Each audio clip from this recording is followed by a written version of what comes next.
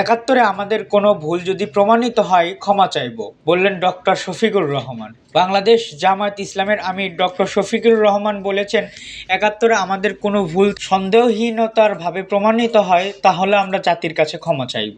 মঙ্গলবার পুরো লন্ডন একটি রেস্টুরেন্টে যুক্তরাষ্ট্রের Bangla media the meet the press অনুষ্ঠানে সাংবাদিকদের সঙ্গে একথা বলেন তিনি। এ সময় তিনি বলেন, 2024 সালের গণ অভ্যুত্থানে নিহতদের জাতীয় বীর হিসাবে স্বীকৃতি দিন। এই অভ্যুত্থান শেষে দেশের সব পেশার মানুষ অংশ নিয়েছিল, এমনকি দেশের বাইরে অবস্থানরত প্রত্যেকের যার যার সাধ্য অনুযায়ী আমাদের সাথে যুদ্ধ করেছেন। আমরা তাদের সবাইকে মোবারকবাদ ও কৃতজ্ঞতা জানাই। নিহতার আত্মার মাগফিরাত কামনা ও শাহাদতের সর্বোচ্চ মর্যাদা কামনা করছি। প্রবাসী রেমিটেন্সের মাধ্যমে জন্মভূমি বাংলাদেশকে বিলুপ্ত সহায়তা করে যাচ্ছেন বলে উল্লেখ করেন জামায়াতের আমির।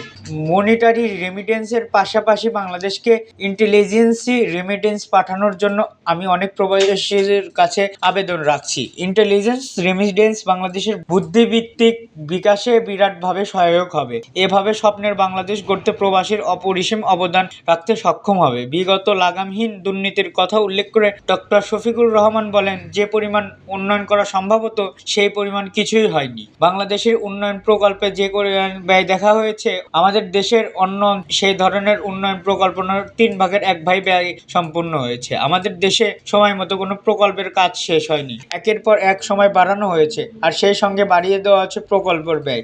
এভাবে দেশকে লুটপাটে নিঃস্ব করেছে। সাংবাদিকদের এক প্রশ্নের জবাবে জামায়াতের আমির বলেন, 71-এ আমরা কোনো ভুল করে থাকলে তা যদি সন্দেহহীন প্রমাণ হয় আমরা জাতির কাছে ক্ষমা চাইব। ব্রিটেনের কোর্ট চৌধুরী মঈনুদ্দিন বিষয়ে বিচারের রায়ে আমাদের দেশের ওয়ার ক্রাইম ট্রাইব্যুনাল নামে যে বিচার হয়েছে তার অবজারভেশনে এখনকার বিচারপতিরা সেই রায়কে জেনোসাইটিভ অফ জাস্টিস বলেছে। 15 বছরে আমাদের দেশে অফিসে বসতে দেয়নি, কথা বলতে দেয়নি, কোনো র্যালি করতে দেয়নি, আমরা সাংবাদিকদের মাধ্যমে জাতির কাছে যেতে পারিনি। ডক্টর শফিকুর রহমান বলেন, জাতিগতভাবে অনৈতিক্য ও দুর্নীতির কারণে আমরা জাতি হিসাবে এগোতে পারিনি। দুর্নীতি আমাদের দেশের জন্য একটি লজ্জার বিষয়। যুক্তরাষ্ট্রের নিজের দুর্নীতি করে অন্যমুক্ত রাখার কারণে সারা বিশ্বে নিজেকে মর্যাদাপূর্ণ স্থানে নিয়ে যেতে পেরেছে, কিন্তু আমরা পারিনি। যারা সমাজ পরিচালনা করবেন তাদের পরিচ্ছন্ন না হলে সমাজ পরিচ্ছন্ন হবে না। অনুষ্ঠানে উপস্থিত ছিলেন বাংলাদেশ জামায়াত ইসলামের ইউরোপের মুখপাত্র ব্যারিস্টার আবু বক্কর মোল্লা। আবু সালেহ